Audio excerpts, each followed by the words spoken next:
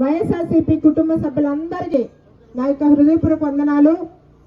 భగవంతుని చల్లని దీవెన, మీ అందరి ఆశీర్వాదము, జగనన్న దీవెనలతో మా నాన్న నారాయణ స్వామి గారి మంచితనంతో మీ ముందు వచ్చిన నన్ను మీ బిడ్డగా ఆశీర్వదించి ముందుకు నడిపించమని ప్రతి ఒక్కరిని వేడుకుంటున్నాను.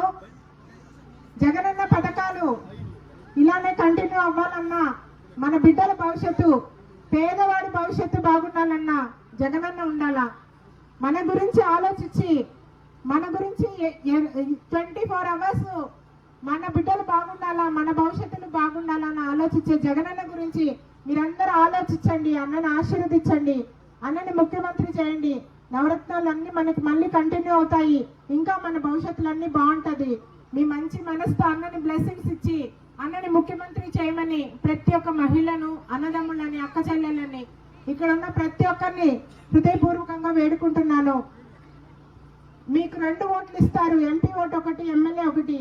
2 ఫ్యాన్ గుర్తుకు వేసి నన్ను కళత్తూరు కుటుంబం నుంచి వచ్చిన నేను ఇప్పుడు జీడీ నెల్లూరు కుటుంబం బిడ్డ అయినాను.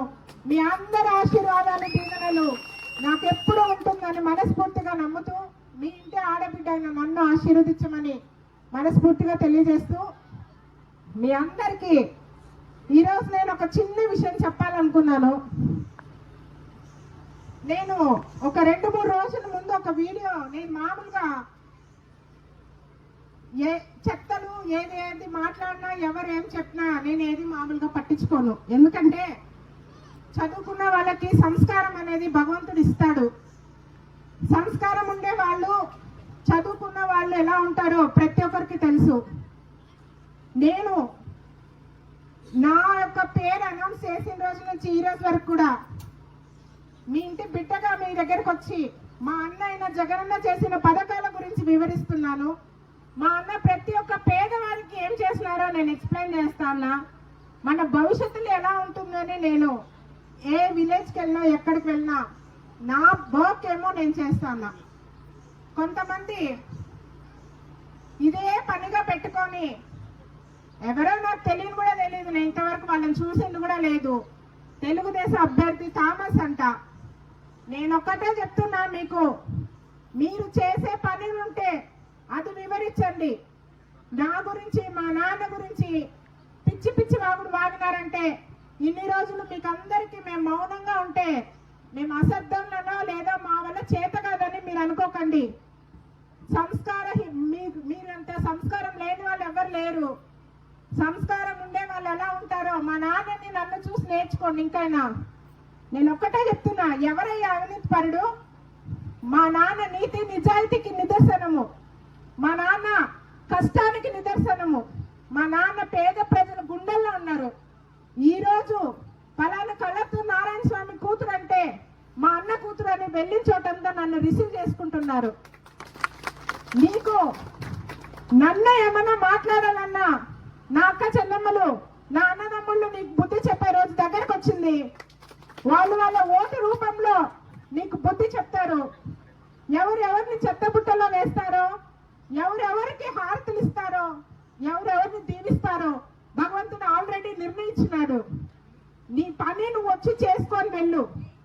థామస్, నేను ఇంకొకసారి చెప్తున్నా నీకు ఇదే, మా నాన్న గురించి, నా గురించి పిచ్చి పిచ్చి వాగుడు ఎక్కడైనా వాగినావంటే మహిళా లోకం నీకు అక్కడికి వచ్చి బుద్ధి చెప్తుందని మహిళలందరి తరపున నేను చెప్తున్నాను. ఈరోజు నీ పని నువ్వు చేసుకో, నీ మేనిఫెస్టో తీసుకొని రా. నువ్వు చేసేది ఏం లేదు, అభివృద్ధి లేదు. ఒక్కటి ఏమన్నా ఒక మంచి కార్యక్రమాల గురించి వివరించు. 24 అవర్స్ రావడము, తిట్టడము, రావడము ఏంది? ఒక ఎమ్మెల్యే క్యాండిడేట్ అంట, మళ్ళీ నువ్వు చేసే మంచి పనులు ప్రజలకు వివరించు. నేను ఇది చేస్తానని చెప్పు. ఎట్లా? అది ఎప్పుడు మీరు చేయలేరు.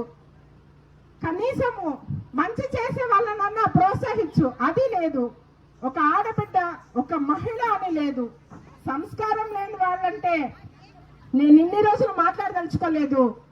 నాకు చాలా బాధేసింది. మా నాన్న నీతి నిజాయితీ పరుడు. మా నాన్న పైన క్రిమినల్ కేసులు ఉన్నాయా? నీ పైన ఉన్నాయా?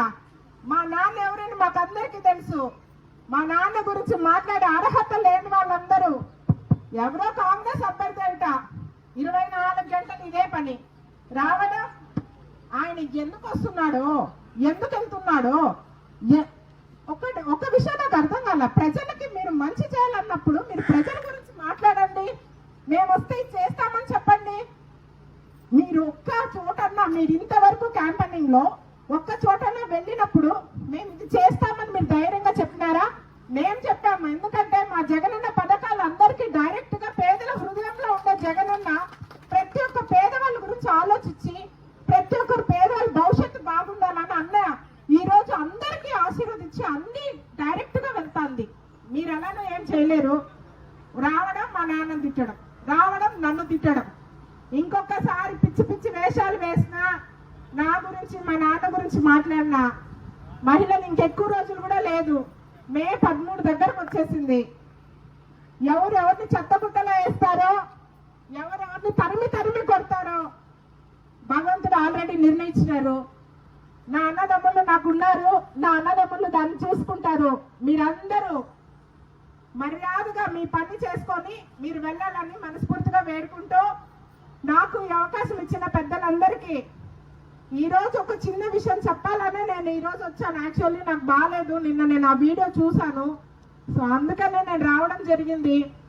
మీరందరూ మంచికి మీరు ఆదరించండి, మంచి చేసే జగనన్నను ఆశీర్వదించండి, మంచి చేసి మన గురించి ఆలోచించే జగనన్నను